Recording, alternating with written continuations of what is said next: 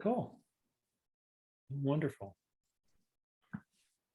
Okay, so Diana, I don't know if you can hear me, but want to welcome you in. It's a real treat.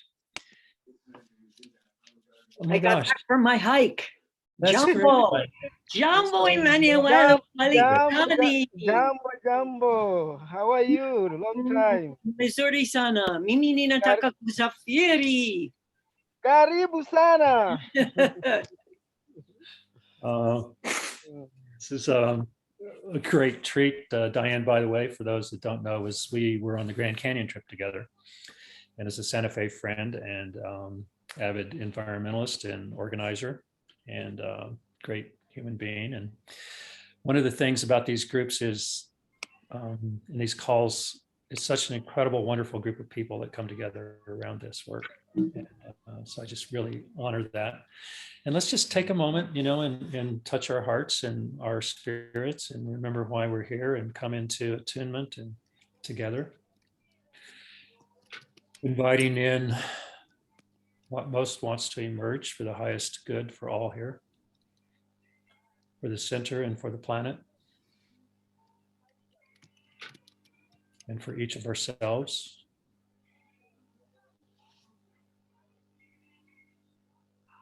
And holding ourselves and all of this in love and gratitude.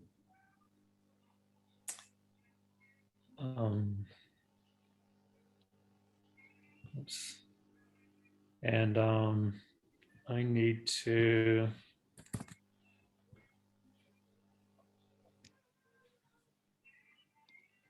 Can people hear me? Yeah. Okay, I got a note that I was signed out and my partner may be signed into Zoom, so I need to text her. And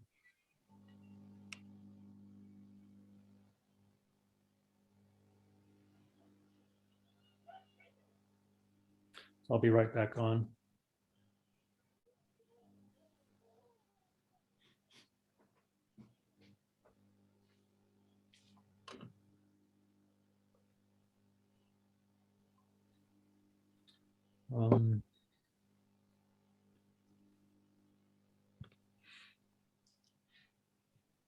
Okay, let's see what's going on.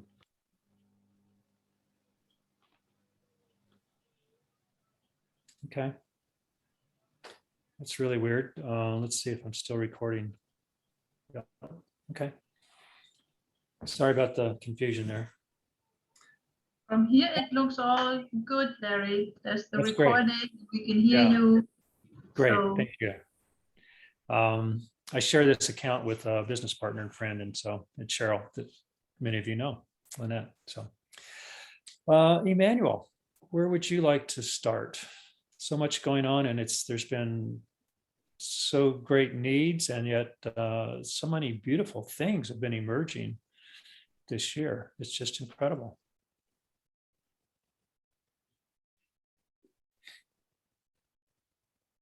Thank you, Larry, for the question. And thank you, everyone, for taking the time and being together here.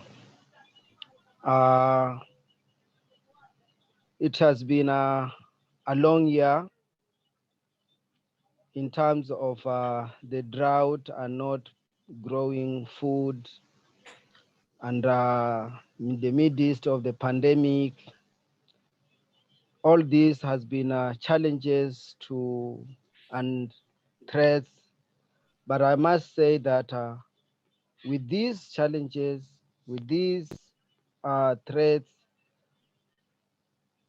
we have been well, we have been growing as a center, also the children,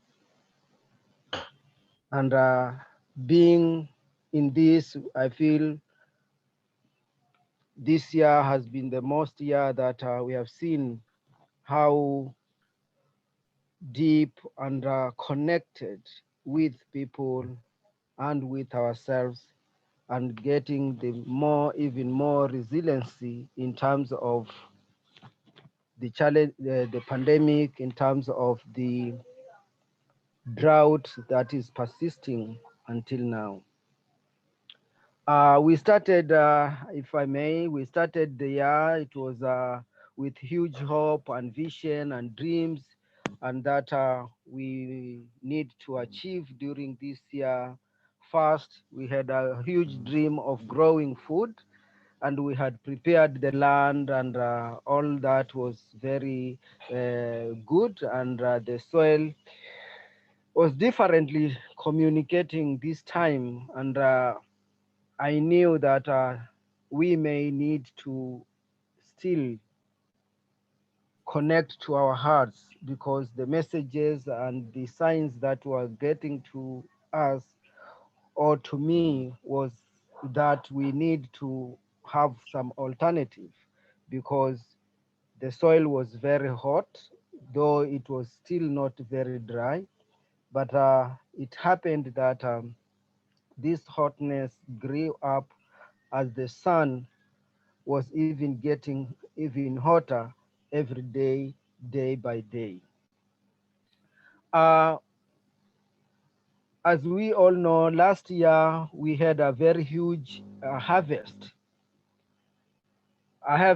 that was not, I may say, it was not normal to have all that in abundance. That took us almost the whole year and part of this year. It was really huge, but then we realized that we need to understand how nature works or communicates in terms of problems and in terms of abundance also. So our dream of growing food was high, and we also had wish that if we could have classrooms built, the boys to have a dormitory or a place to sleep, and also the the teachers and the teachers to have their NSSF, that means the National Insurance Hospital Insurance Fund, to be done. All these were dreams and goals that we had, could be, if it can happen.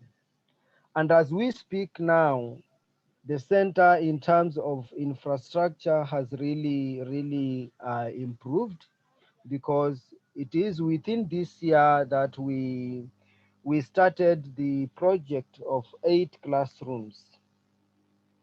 And it started in a way, we started like we were building 4 classrooms, but later in the middle of that project, we got ideas from friends that we may have to build another one on top, 4 classrooms on top of the first level.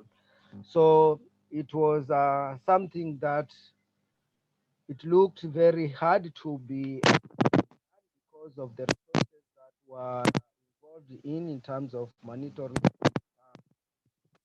But as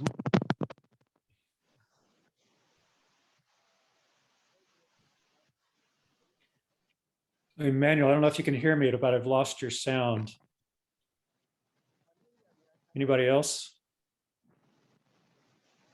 Okay. Yeah, I think something changed with the microphone. No, still not, Emmanuel.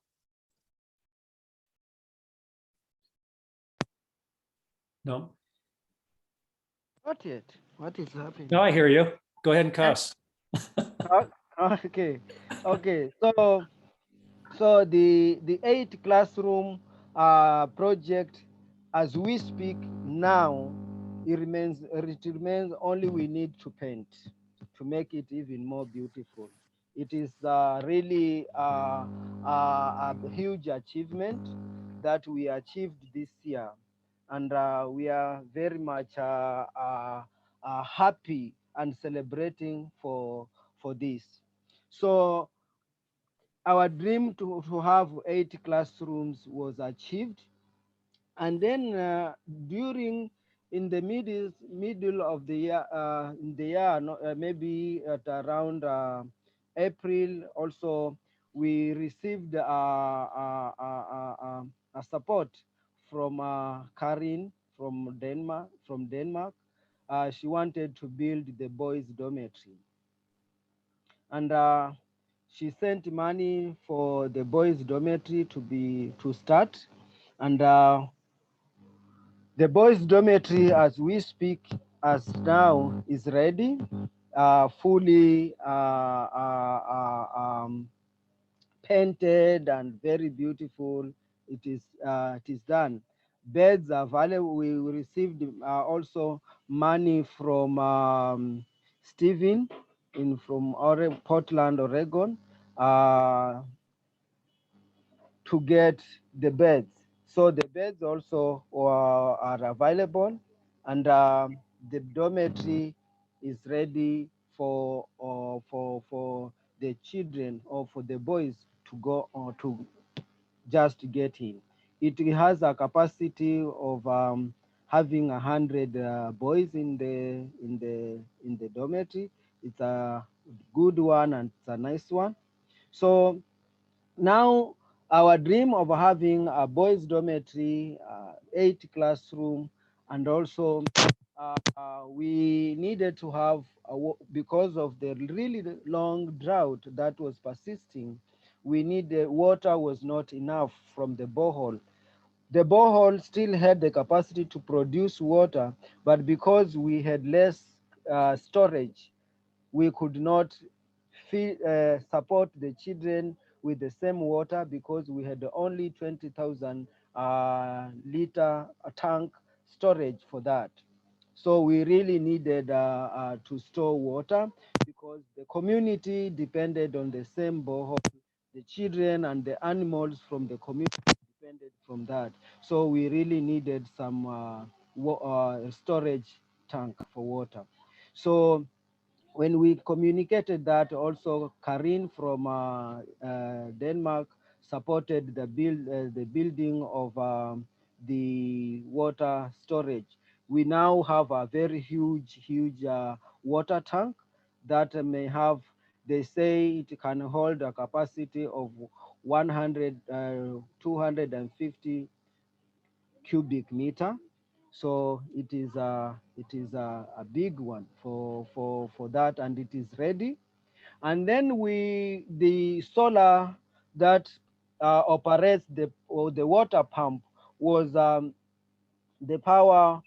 They were not providing enough electricity or enough power to bring more water out. So we still needed to have either we add the new solar panels, or maybe we get a three-phase generator. So what we did was we wanted to build another water tank, and Bill sent money for building the second storage water tank. And before we built the second water tank, we said maybe we need to have a generator that will support the solar panels to bring even more water out. And we did that. We have a three-phase generator.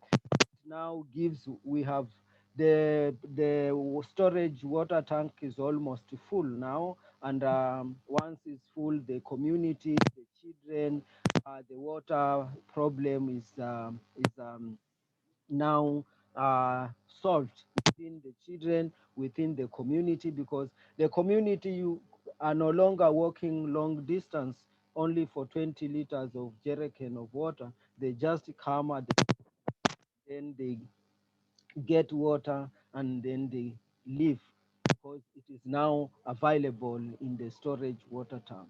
So with I just think without this now, with the really persisting drought, maybe I don't know, because in some areas far from our center, animals have been reported dying because of lack of water. People are moving from one place to another because they're searching for water. But I want to say that it is so touching to feel the people and being sharing this resource together that we all know it is valuable for all of us. So being with that, then it has been a really helpful. And we also asked for support to get food since the month of July and June. And I want to say, I said we need support to get food. Us really took money so that we can, and we until now had shortage. The support. Emmanuel, your And sound is cutting in and out again. Um, can you hear me? yes. Yeah. Okay, I will hold it like this. Okay. So uh, since then we have had food, and I want to say also Stephen from Portland said he want to buy food for the children and also for the staff, so who are working with the children to get food from them. Now we have healthy workers, healthy children who living together, and this was so touching. So we have about now all the children that we are having 289. We are being together and we are growing together. In terms of the government curriculum, apart from that, we have been also trying to plant trees within the compound, and we did that. We have been planting trees to cap at least. Now we using the water from the borehole.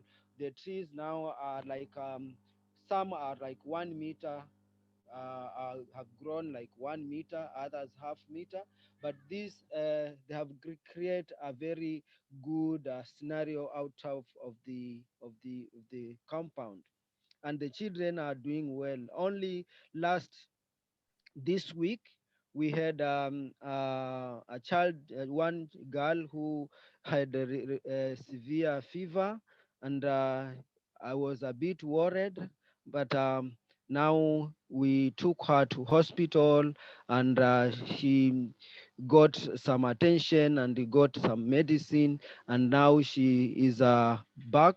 She's getting well. She's well. So thank you, Larry, for responding towards that. And as we speak right now, I want to share also that we received some visitors this year. We and also some volunteer and interns. We had interns from Egypt. We had two girls who came and stayed with the children, worked at the center for 2 weeks, and then they went back. When they went back, we received one volunteer who stayed almost for 1 month or 2 months. He was from Italy. He's a specialist in permaculture. So we worked together in terms of permaculture, learning together, and then we he left. And then when he left, we also received visitors from Germany, the Kunat family. Astrid, Astrid, her husband, and their three children visited the center. I think I've been posting photos of their welcoming and planting trees together. So we have they visited, and they had us a group of they bought us the router for providing internet at the center. So the staff. Manuel, have you seen that Roland and Gabel are here on the call? No, not Roland. Roland, yes, I have met Roland is there. Yeah. Oh, hi. Hi. So they gave us bought a router for providing internet at the center, and it's working until now. It's working very well, very good, and it has really helped the downloading of the exercises or some information the Ministry of Education shared with the teachers, and they brought us also one computer that is being used with that. And also I want to report that Karin bought 12 computers for the center, Wow. and we need to install them. So we need to make the class with tables and shelves according to how we can place the computers. We have not done that because we need money to buy this uh, uh, make it the furniture, the tables, to make the computers or to make the computer class operate. So we have the computers with us, but we have not yet installed them because we need first to get money to support or to make the tables of the of the class. So once that is done, we are going to install the computers, and the children will be able to use this computer class and learn, of which it has been also our dream for quite a long time. So right now, as we speak, those who have recently visited the the center, uh, they have seen great change and great growth that has been happening. So apart from the challenges, apart from the pandemic, I want to speak out of my heart that this is the time, and we have been really blessed because all our friends has been part of us, and they have been responding very effectively to support where the support was needed. So I don't have some words directly to express my deepest gratitude for that, but I want to say you can feel me, because all this that has been happening at the center have been happening because of holding us together, giving us the hope and love and support where was needed. And I want to say thank you so much with that. We were expecting to have more visitors this year. I was expecting Barbara to visit. I was also expecting Karin expressed interest to come and see her project that he did, like the boys' dormitory, the water tank. She's yet to communicate either she will be coming this year or next year, not yet sure. But we are expecting more visitors to come, and I'm expecting all of us here who are on the call. I'm happy to invite you to Magarini Children's Center and Organic Farming Demonstration Farm, especially this time. Maybe in our culture, we say when you are in drought, when you invite friends or visitors, they may bring rain, because visitors sometimes they are rain makers. Emmanuel, if I can interrupt you for a moment, Roland has some questions for you. Yeah, yes. Roland, do you want to just speak your questions? Oh yes, that's very friendly. I didn't want to stop the flow. I just have to leave in a few minutes. Yes. Just sorry for the interruption, but thanks for the chance. So the question is, Emmanuel, I would still stand by for supporting to the enforcement of the solar power for the borehole pump. So if you have a quotation there, like for 1 or 3 solar modules that can be added to the actual power field, I would be ready to support that. And we talked about that during our visit. And second question, once that works, and we hope the borehole has a lot of capacity, you think it is realistic that once the water flow is there, it will be possible to grow basic food based on that water supply, despite the drought, or will that not be sufficient? Thank you so much. First, I want to say when you are here, you inspired us, and you even told us that if we can get a power generator, we can sell the one that we had and then get a new one. As we speak, Roland, now we have a big generator that works as a power backup for if the solar is not working, or if there's cloudy, the generator picks automatically to bring water, and Okay. that has really improved the water supply within, because you see the huge tank that I remember them, yeah. Yeah, now is all 3/4 full of water. Mhm. Because the generator, as we speak, the borehole during the first time of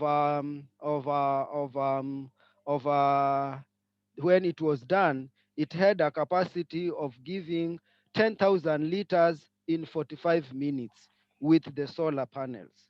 Now with the generator that we have, it gives 10,000 liters in 30 minutes. So in 30 minutes, all the tanks, or the black tanks are there. They are already they are full. When we put on the generator in the next 10 minutes, 30 minutes, they are already full. We change That's now good. So the we water. should Yeah. we So should what use that with care. yes, we are able. We will just the big water tank has 3 outlets. One outlet is for the children to use that water for their domestic purposes. Another outlet, it is for the community to have also to have the water. And we have another outlet that we are going to, at least because right now, the way I see the children, they need a lot of vegetables, because we used to get a lot of vegetables from the farm, but because of the drought, we don't have much supply of that, because it's not easy to get them. So right now we are preparing a portion of land where we are going to do some irrigation for vegetables for the children to get, and we are sure as we grow this, we are going to extend, and maybe we are going to change the system of irrigation, because last time Barbara came with some sprinkler, about 2, and we have seen they are very effective than the drip that we used,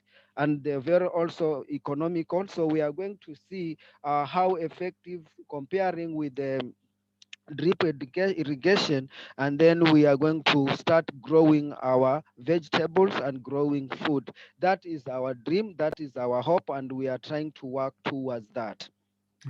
Yeah, that's good. Mm. That's fine. Thanks for the explanation. So for now, about the solar extension, as we talked, Roland, that we needed. Now we have the backup from the generator, and then the solar, they are working, because the sun is very hot now.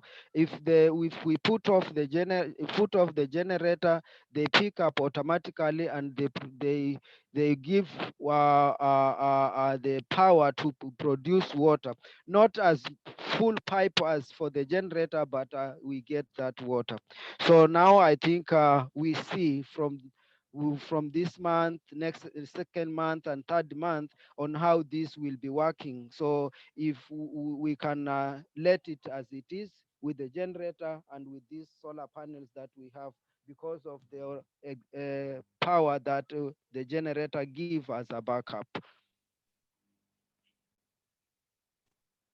Yeah, thanks for that. No, that's fine. So next step is to think about the irrigation. So folks, Yes. sorry I have to leave. We have to do some school lessons here, and I will be with you next time, and thanks a lot. Great. Thanks for Thank you. showing up, Roland. Thank you. Thank Have a you. great day. Bye. Evening. Yes. Larry, Emmanuel, I've been thinking about this water situation quite a bit. And I understand because I live, well, of course, Larry does as well, in the drought stricken southwest of the United States. And we're in a drought now. There are experiments in the state of Texas and some other places in the Southwest, as well as Israel and the middle parts of the Middle East, where they've been looking at for some time both passive and now active means of taking water out of the air. And what I'm thinking about is I wanted to ask you, in this drought, do you still have humidity? Do you still have, I've not visited or been in your climate yet, so, and I haven't done the research, so I'm not sure. But if there was some humidity in the air, the Israelis have developed very active machines that can extract actually large quantities of water from the air. Of course, machines require more technology, more can break down, more expense. But there are also passive means of collecting water that may not produce the volume that your groundwater pumping is producing now. But if it could be an auxiliary or an addition to have water extracted from the air and go into your water tanks, I've been thinking about this. Thank you for that. But I want maybe, I don't know the amount, because right now it's very dry and it is the same in the night, it is the same in the morning, it is the same it is even worse during the day because it's very hot. So I don't know how to measure the amount of humidity or water in the air, but it is very dry right now. Yeah, yeah. And even in our West Texas environment, which is low humidity, there's a means still extracting some. But as you say, if it's dry all the time, year round, that could be a challenge. Yeah, it's not dry all year round. It is this year that we are experiencing a drought that when I ask the elders that have been in the community for more than 70 years, they say it's not normal, because yes, there have been drought, but this drought has not been persisting for more than a year like this year. So they say it is really a learning, and it's really something that we need to understand and see how we can go through it together. And that's why now I think it's a really deep awakening and also awareness of the climate change. Yes. I think the issue that's being addressed here is the long-term sustainability and resilience of the water system, and whether, to move towards a second well, or is there another technology and all that. But yeah. Yeah, I think about the second well, if I may speak few lines about it. Sure. We talked about it, I think in the last friends call, and Bill picked that up, and he really wanted if we can make another borehole.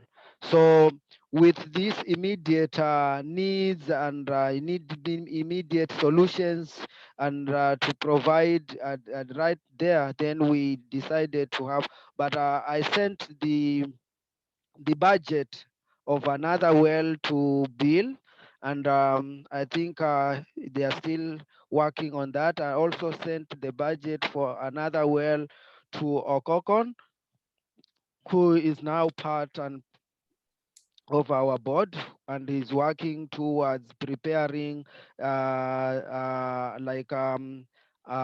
strategic plan for the next 5 years, what can be done and what needs to be done, and the budget of what required at the center. So that is what he has been working off. So I provided the the budget towards that. But as per now, we may say we are surviving, or we have been alive because of the support of food that we have been receiving, because right now things are not really good in terms of the drought in other areas. It's really bad in other areas and other parts of Kenya where they are really heated by the drought. We have been hoping that we are now in the times where we have short rains, but even that we still have no hope of having, because it is still the same dry, same like that. So within this year, the center has been a place where people have really come and worked as to provide labor during the building of the classroom. We have a construction team, and this construction team has been enlarged because many people have been coming and work as to provide the labor so that they can get something to support and feed their families. So during this time of implementing the building of classrooms and building of the boys dormitory and the water tank, and also working at the center, we have really been supporting community to have something to eat, because they work and then get something. So this was really helpful.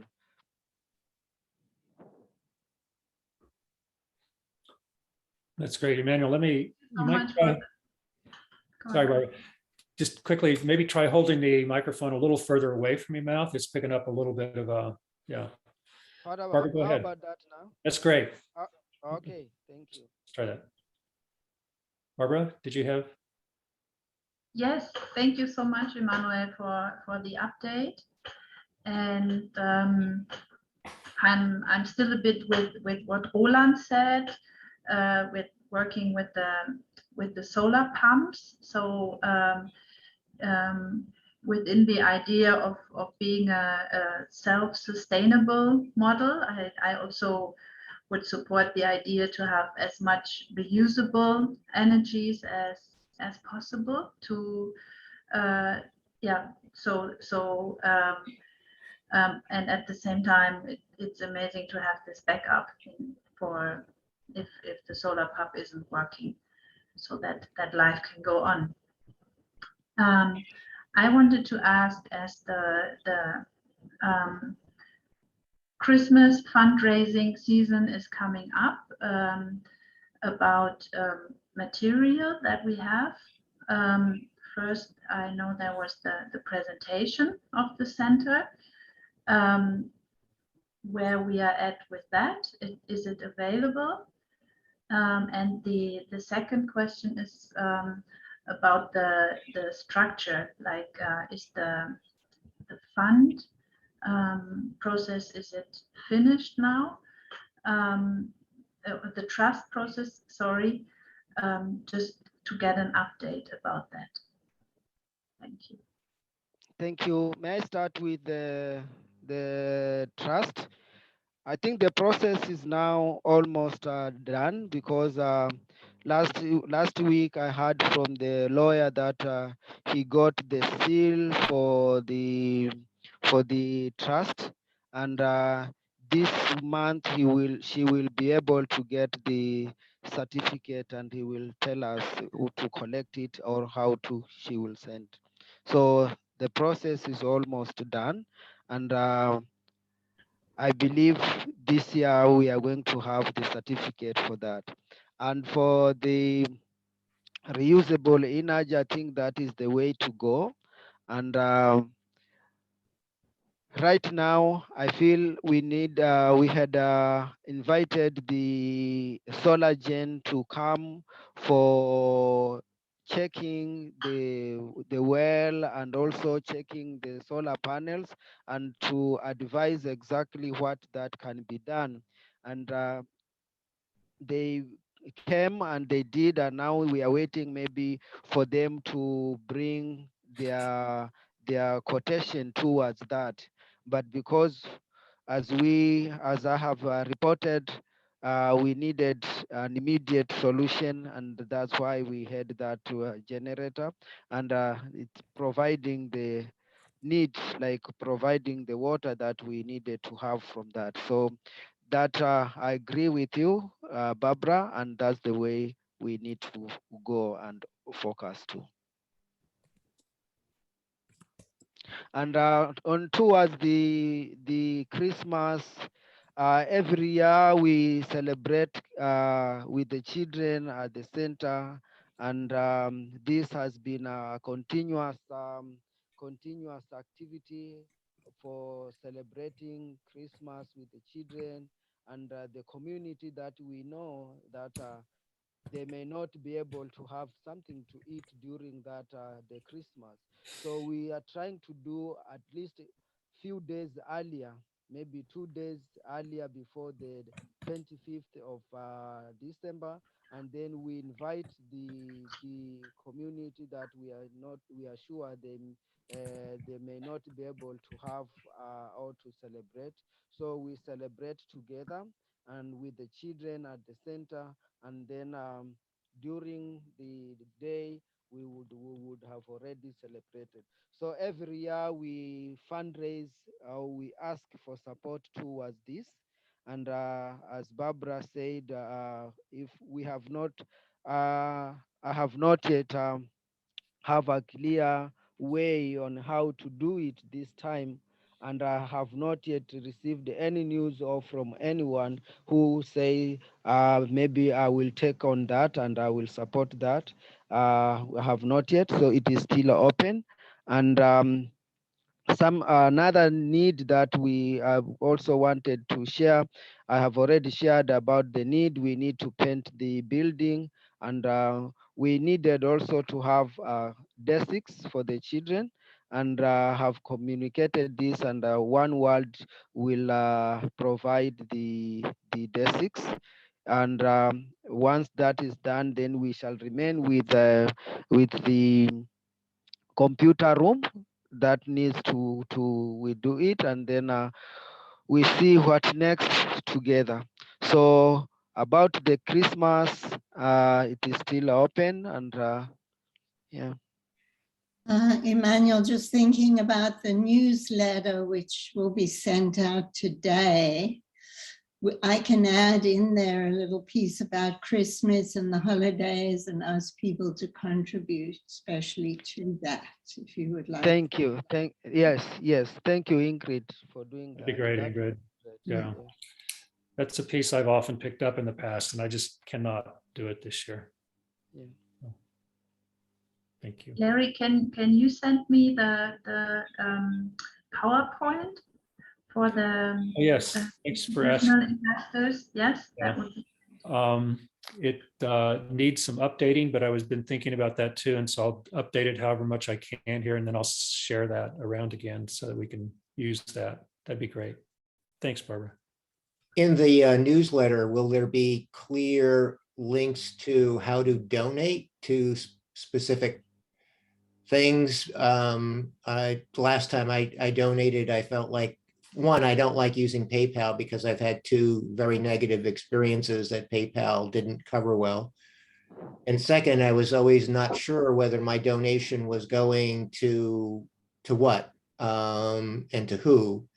And so I find that a little bit cumbersome, and having to be, well, kind of fully trusting that whatever I'm donating is going to what I think I'm donating to. So I was wondering if there will be, some clarity on that, or if there is just one like place to donate and we leave it up to them to give it to this particular cause and this particular cause.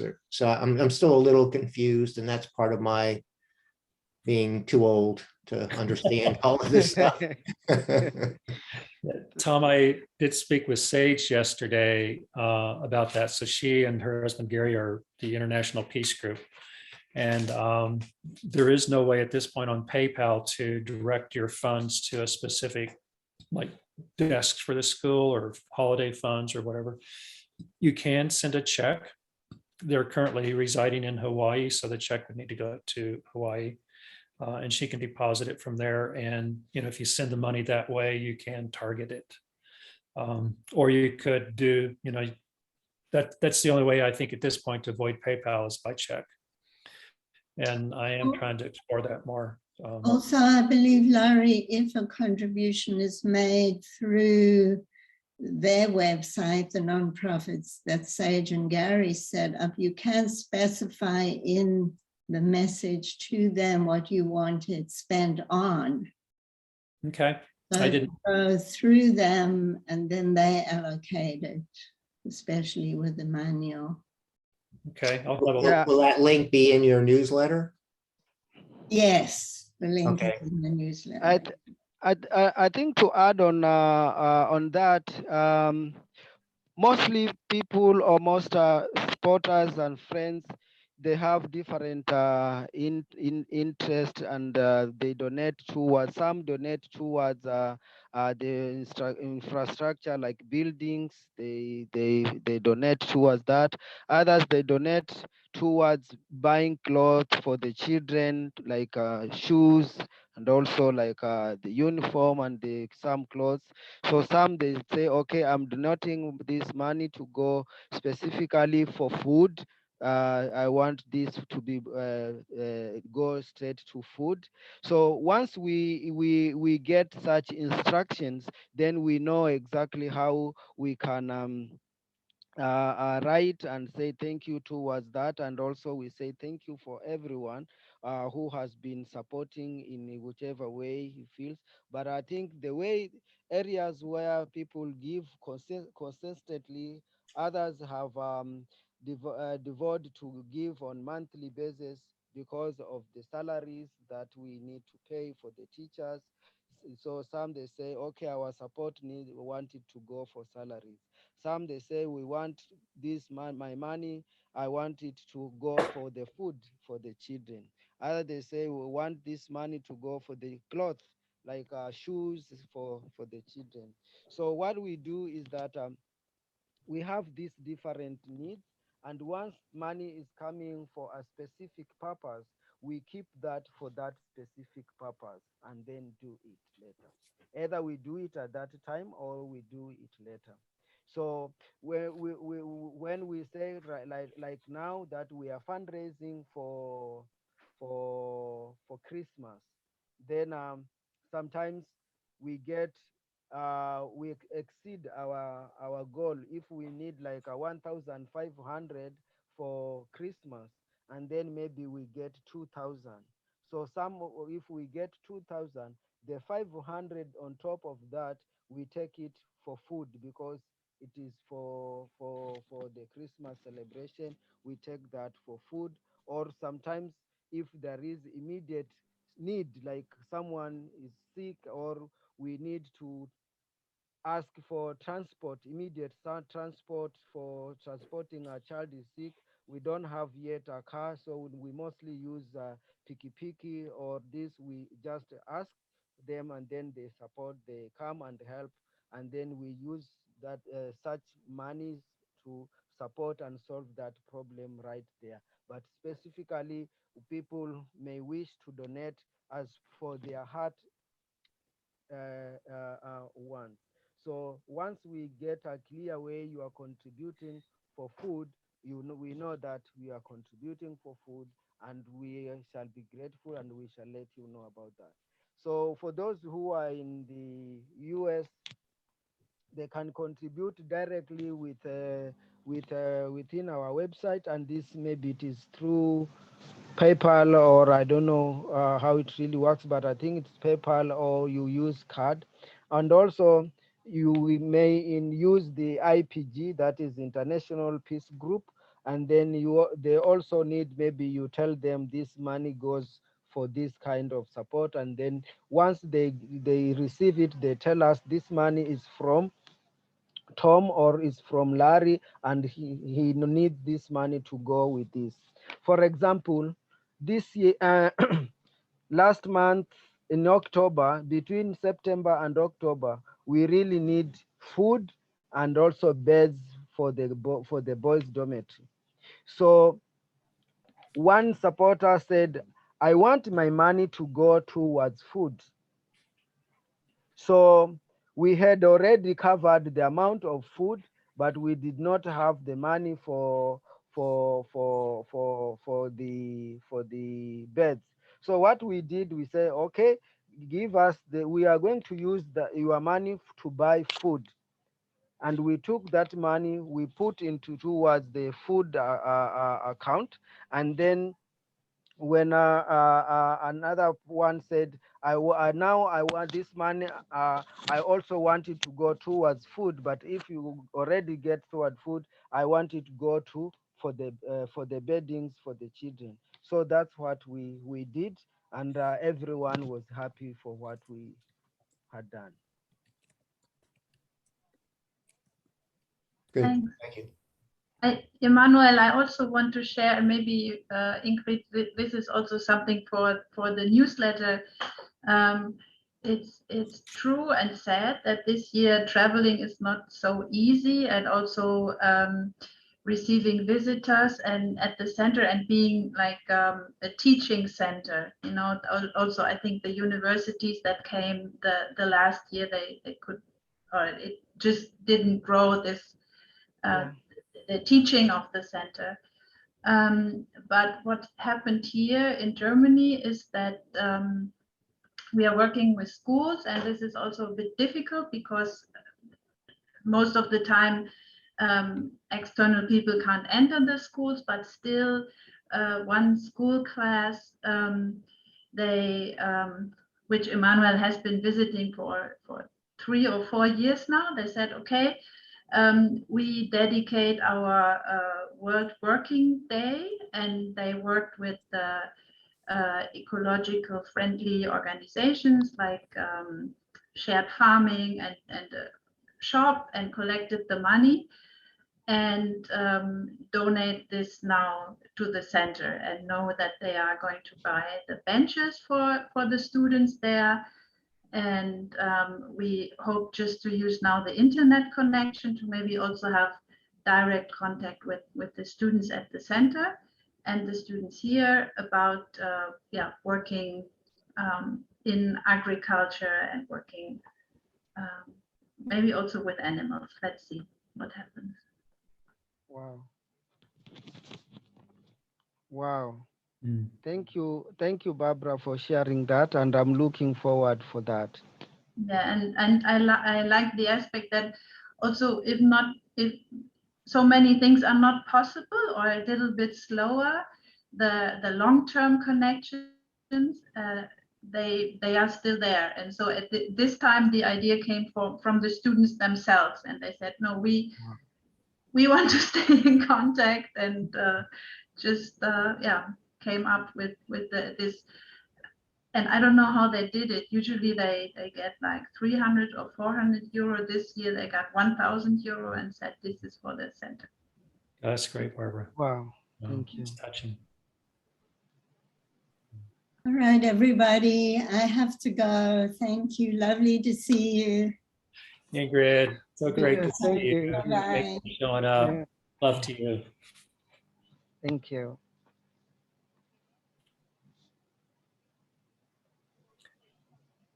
Randy, I don't know if you missed the chat about putting your email on the list here. Oh, I'll send it to Ingrid if you're not on the email list. Oh, I'm seeing the chat. Should I enter it there, Larry, or just? I'll send it to Ingrid. Unless you got something else you want it to go to. No, thank you very much. Thanks. Okay, sure. I'll copy both of you so you have each other's contact. Very, very good. Okay. Yeah.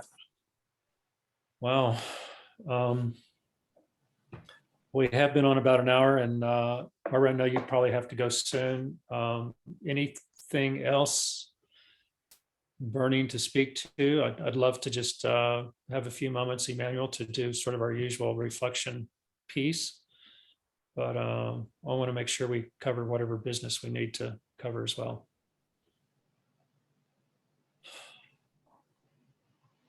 Maybe if friends have questions to what Yeah. I have been sharing, I would love to. Ago. And I'll- yeah.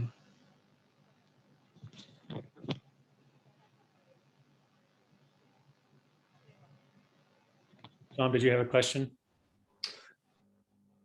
Yeah, I don't want to get bogged down in it, but I was wondering if there was movement in the corporate structure going from what it was to this more formal structure to be part of the government kind of approval process. I was just wondering if there's with the board of directors, et cetera, and things.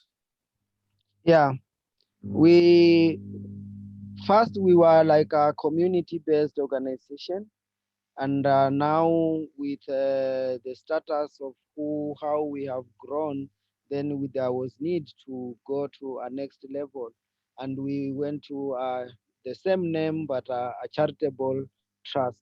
So now we had to construct a board. We had a managing committee, but now we have a board that have different people with different activities, and that we submitted to the government. And it has taken like almost this year until now that we are on towards the end of having being recognized and authorized by the government to operate as a charitable trust.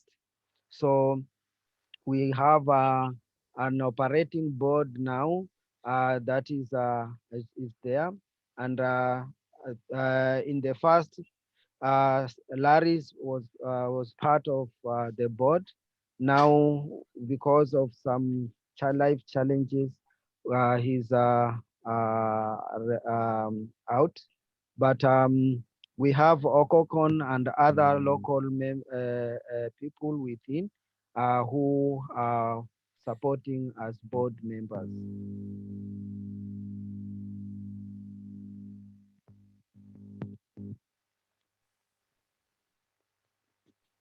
Great. Any other questions? I'm curious, Emmanuel, when the students move to the new school building, what is going to happen with the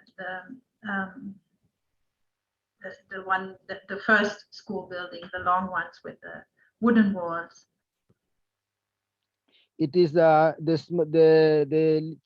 we have the children, the small children who are like 3, 4, and 5. They will be using this old building. So, and from grade 1, grade 2, grade 3, they are going to use the ground floor, and then grade 4, 5, 6, and 7, and 8, they'll use the top one. And then the other one, the other classes, we are going to have the computer classroom that will be install the computers in there. And then another one will be used as a staff room, because we don't have yet like a administration block where teachers have some offices. We don't have that. So one class will be used for that.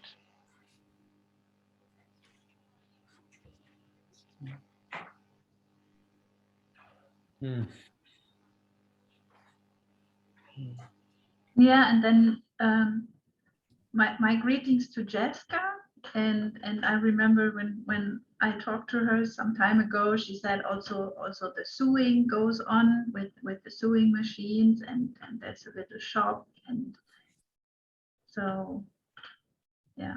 Thank you for that reminder, Barbara. Yes, the Amadeluna project is on, and we are still making the reusable sanitary towels for the children, and we had to have like a building where it will be like a workshop.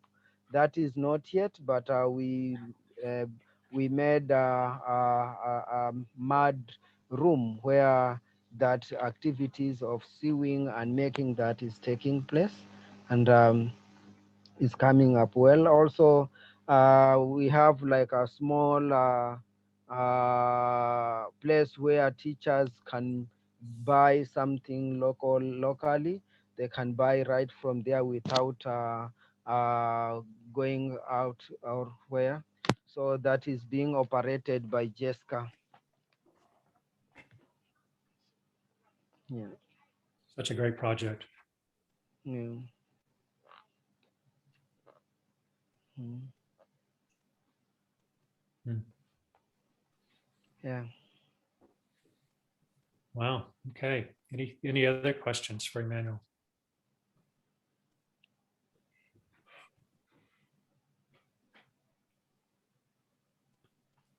And I want also to share that this is personal, by the way.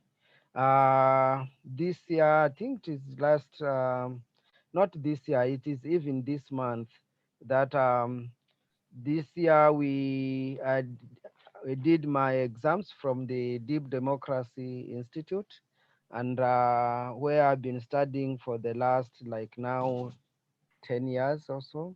So I qualified for having a diploma in process work through Deep Democracy Institute.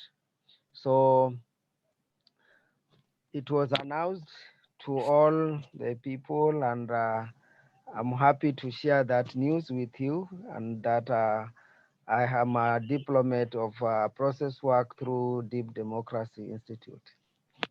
Yes. Congratulations, Emmanuel. That's just great. It's so beautiful. We're so pleased and proud to hear that, Emmanuel. Thank you. Thank you. Oh, Thank you so much. that is, as a professor myself, I know, and a student more than a professor, I know what that work entails. Very good. Wow. Thank you.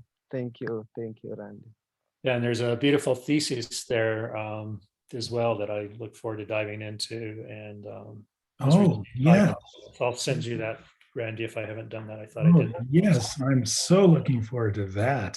Yeah, so maybe Emmanuel, maybe that's a good place to just transition however briefly here, because you interviewed elders for your thesis, right?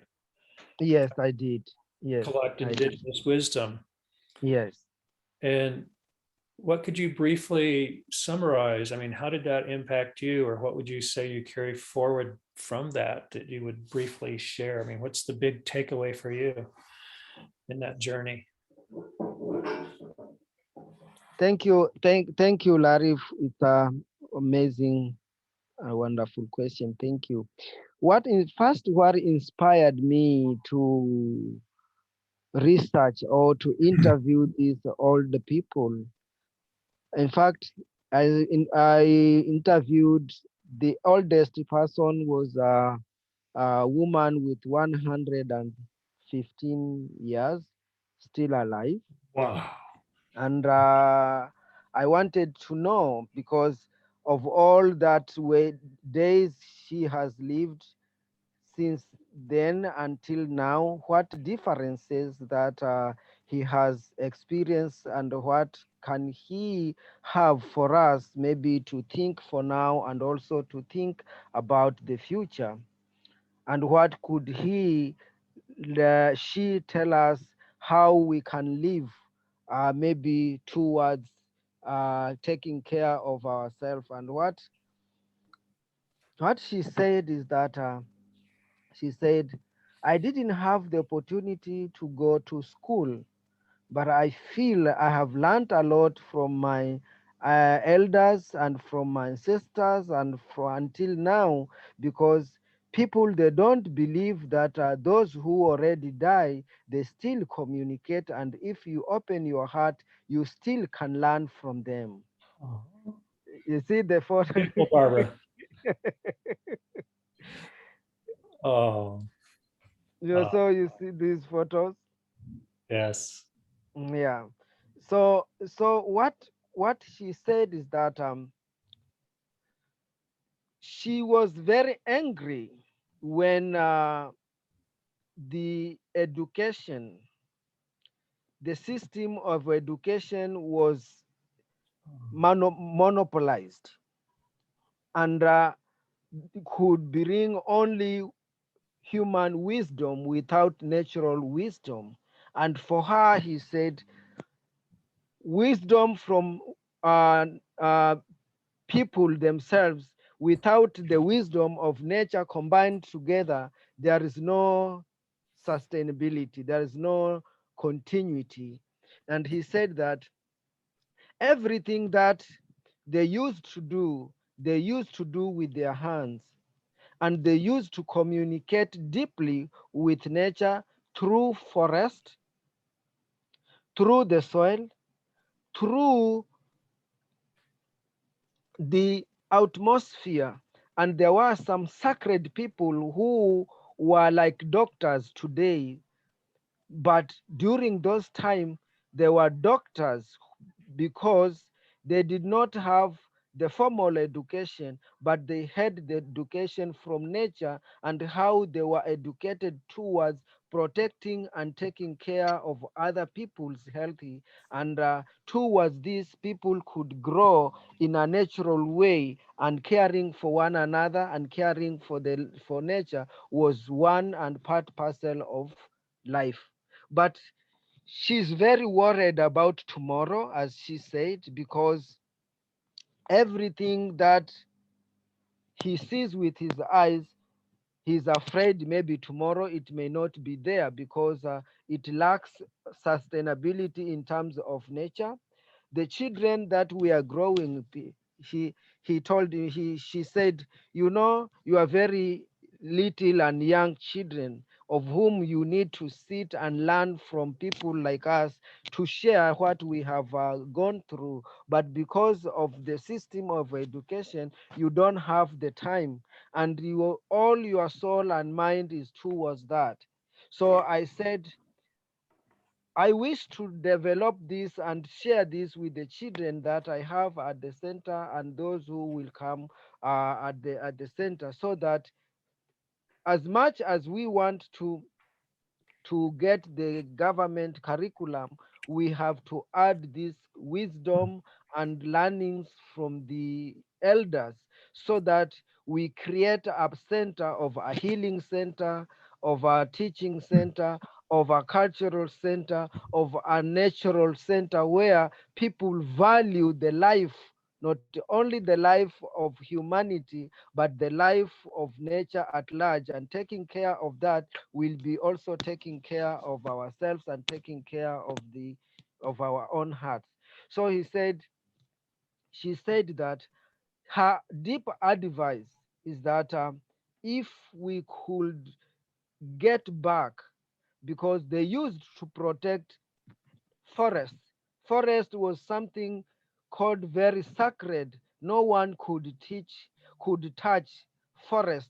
But when the formal education came, that was post-colonial, then everything changed, because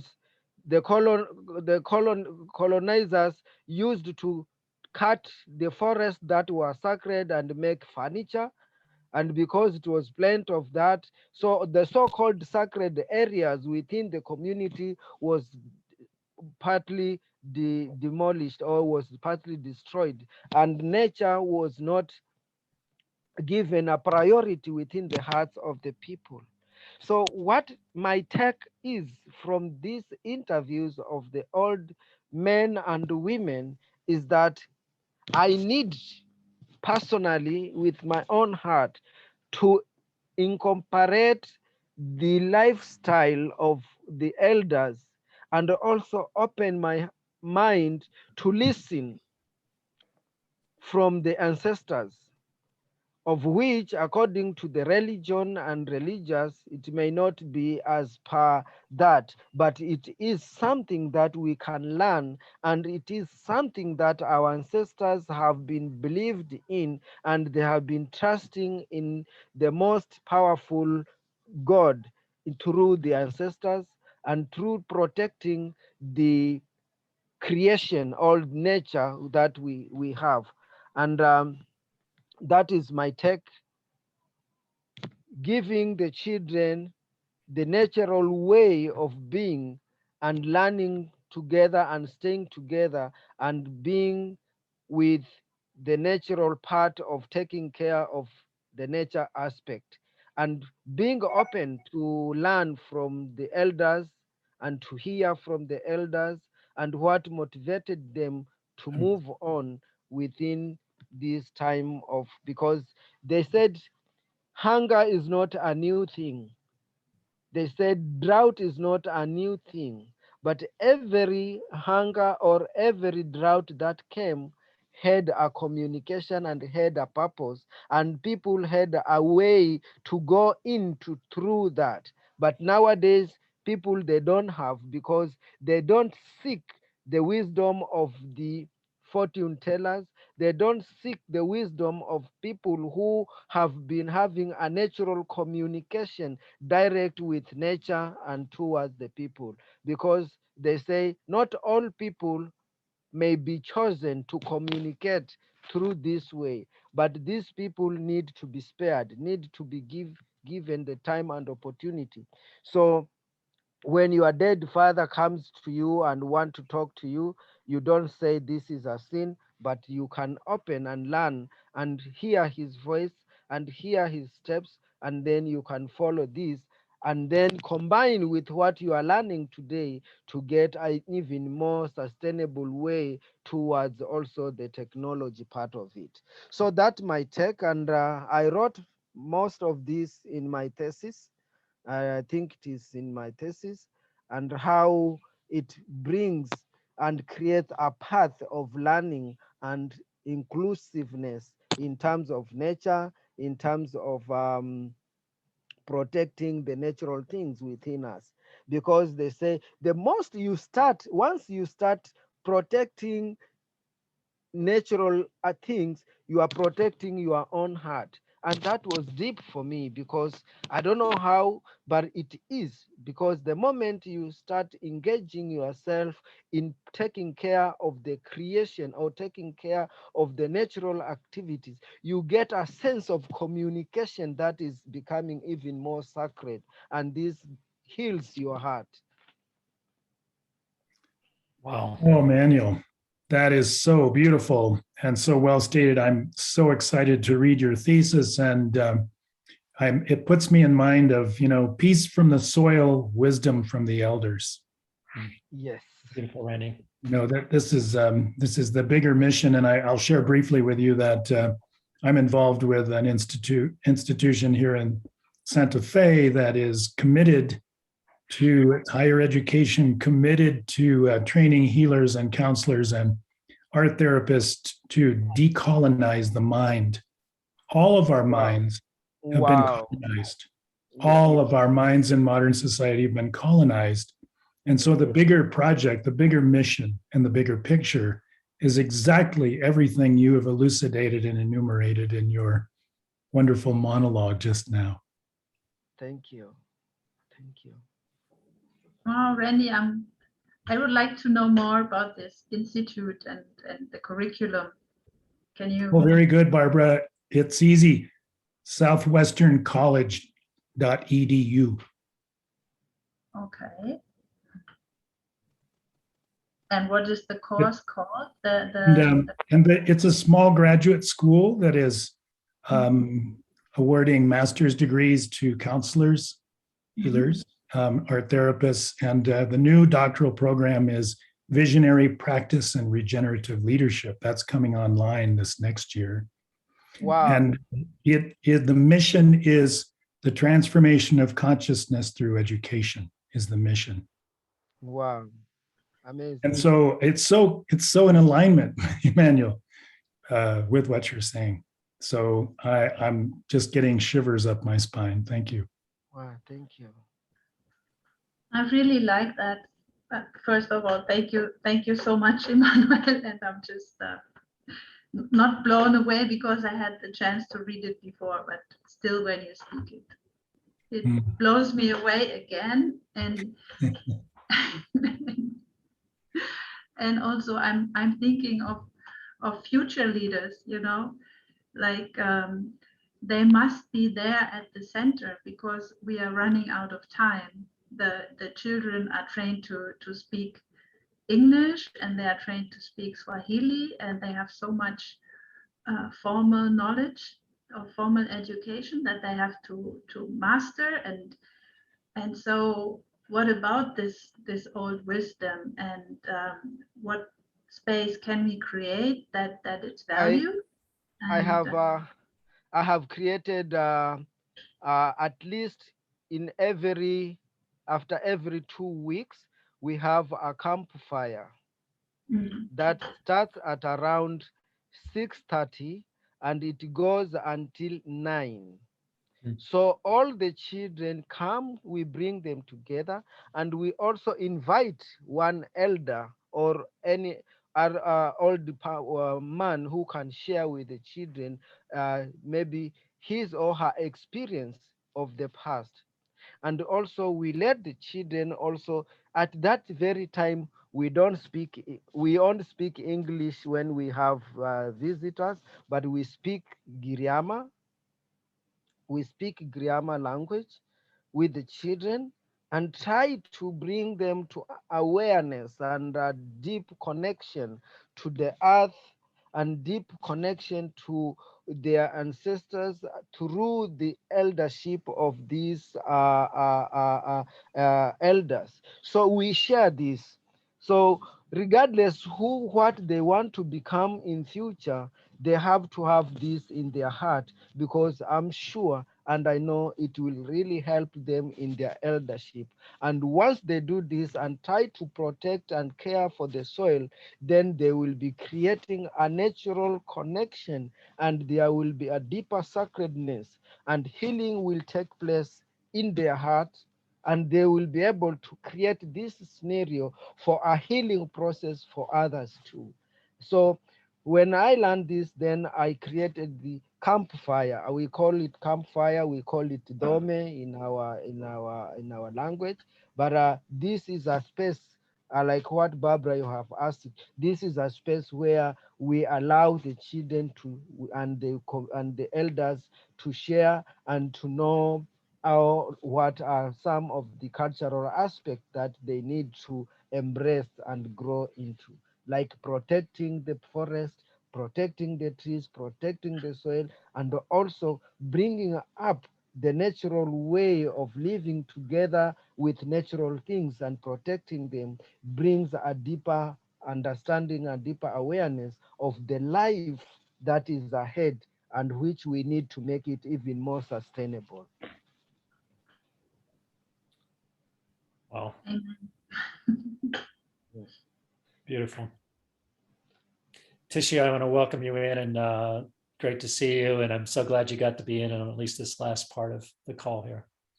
Yeah, I had the time wrong on the note you sent, said 10 a.m. Pacific time. And I was like, oh, okay. Oh, sorry. So I thought I'll at least catch the tail end. But Emmanuel, I'm telling you, this is where we need to go. And I'm so happy I got this part in, because I feel like we've gone away from humanity and treating Mother Earth and our oceans in the way that the natives always have, the island nations and the ocean, the inland nations and the Native Americans, and all of that has gone away from us. And that's why we're losing a grip on humanity.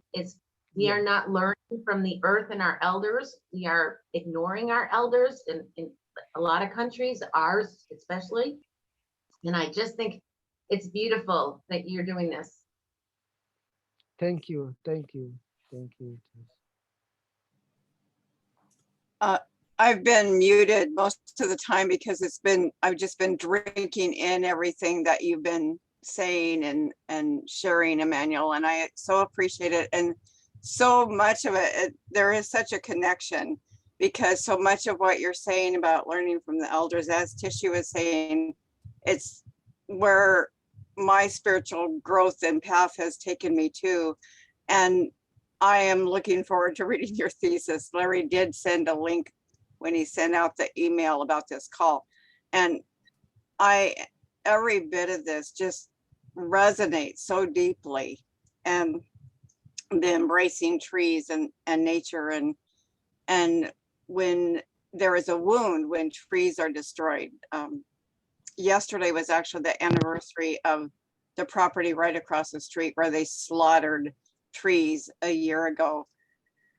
and some of it has settled down, but that is a deep wound by taking away that just to build houses for money, for greed.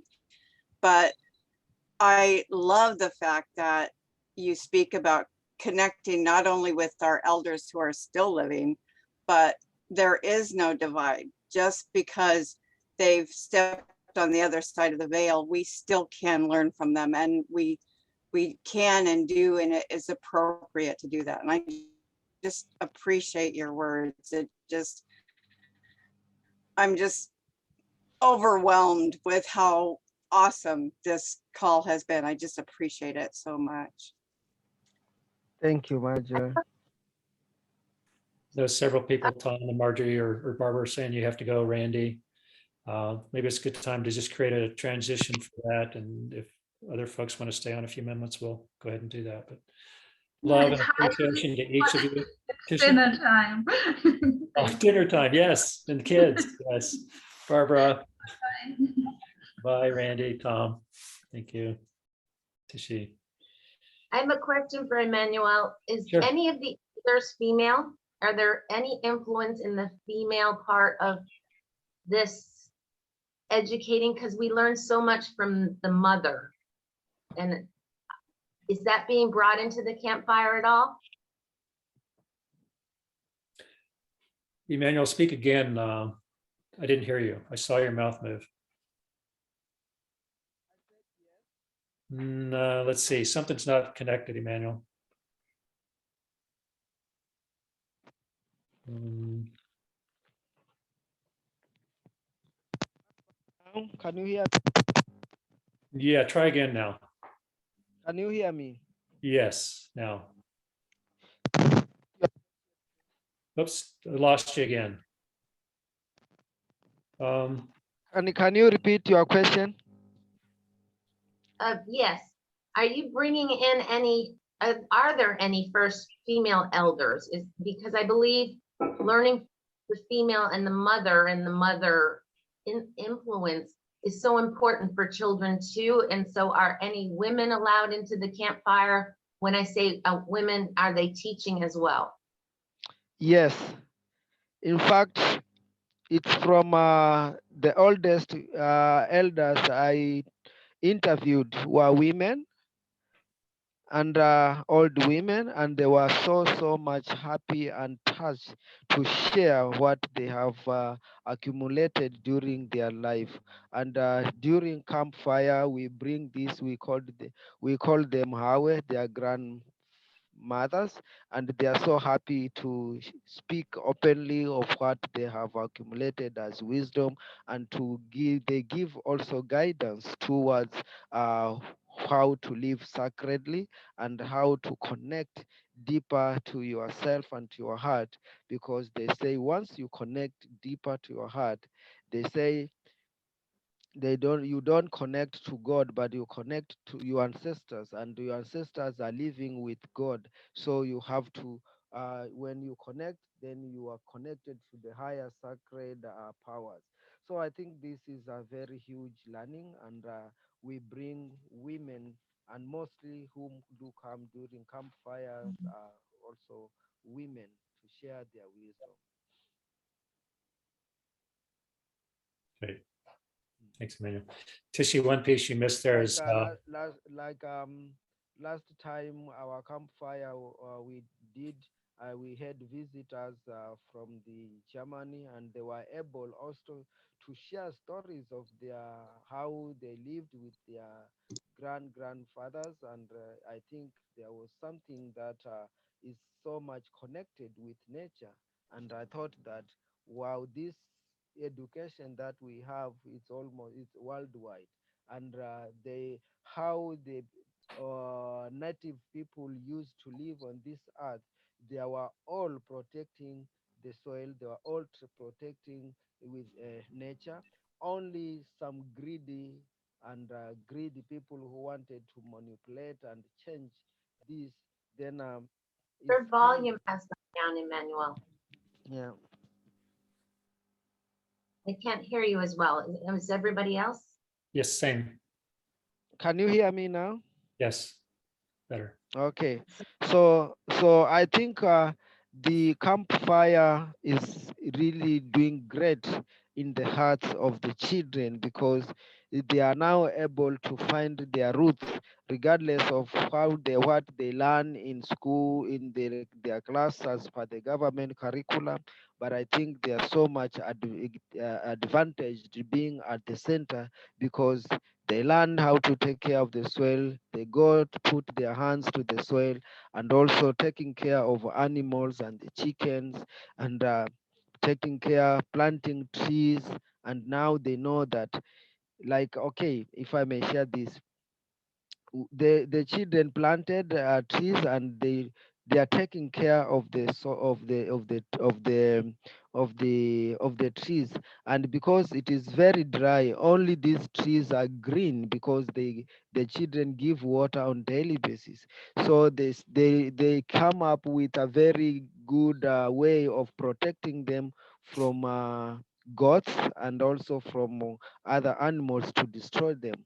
What they did is that they get dry woods and then they just like make a small circle, not like this, but they they pile like one and then another one on top, another one on top, another one on top, like building like a small tower. So the tree is growing, getting a lot of air and a lot of energy at the same a lot of sun at the same time.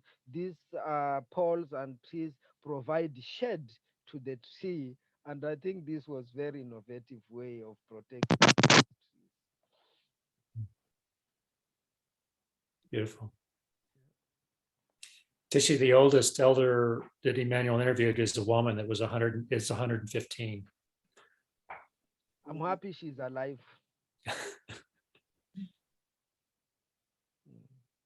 And the oldest man I had interviewed was 110 Wow. man. There's a reason also for that longevity, and it is probably lifestyle. I'm Yeah. sure. Yeah. Yeah. Wow.